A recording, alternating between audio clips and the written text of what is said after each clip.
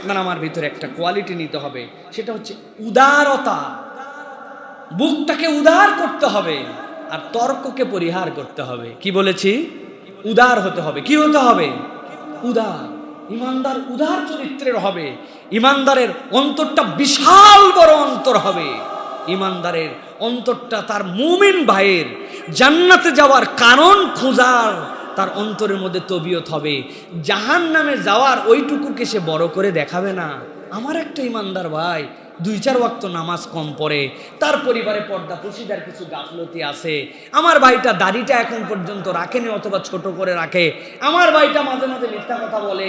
অনেক তার খারাপ গুণ আছে যেইগুলা তাকে বর্জন করতে হবে। এটা তাকে রাখলে আল্লাহর কাছে ধরা খেতে হবে। কিন্তু আমার সে ভাইটার মধ্যে ঈমান আছে। ঈমানের কারণে রব্বুল আলামিন তাকে তার বান্দা হিসেবে জান্নাত কখনো না কখনো দিবেন। তাহলে আমি জাহান্নামের গুণ বড় দেখবো না। তার এর জন্য আমার অন্তরে ব্যথা থাকবে, এটার জন্য নসিহত থাকবে, এটা শুধরানোর মানসিকতা থাকবে।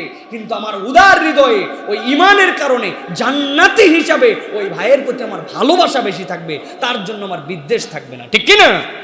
কিন্তু আমাদের চরিত্র কি? হিসাব মিলান। আমাদের অন্তর ভর্তি, অন্তর পচে গেছে, আমাদের দুর্গন্ধ।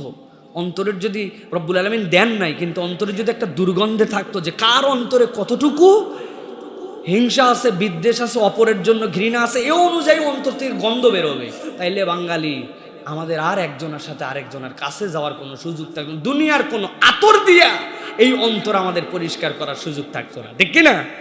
আমি যে আপনাদের কাছে আগে বলছি না যে ভাই আমাদের বিদ্বেষ কোন লেভেলে।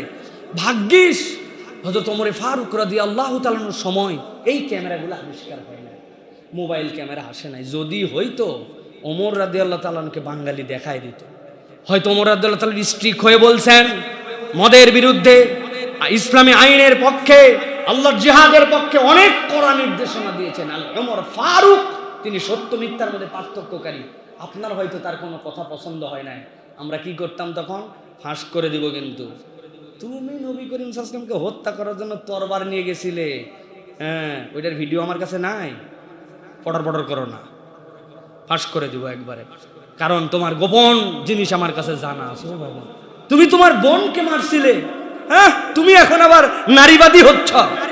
তুমি ইসলামে নারীর সম্মানের কথা বলো, তুমি তোর বোনের গায়ে হাত তুলছিলে, রক্তাক্ত হয়ে গেছিল, ভিডিও আছে। ধরা খাওয়াই দেবো কিন্তু তোমারে, নাউযুবিল্লাহি মিন যালিক। এটা উদাহরণ হিসাবে বললাম। আমাদের মেন্টালিটি কিন্তু এখন এইরকম।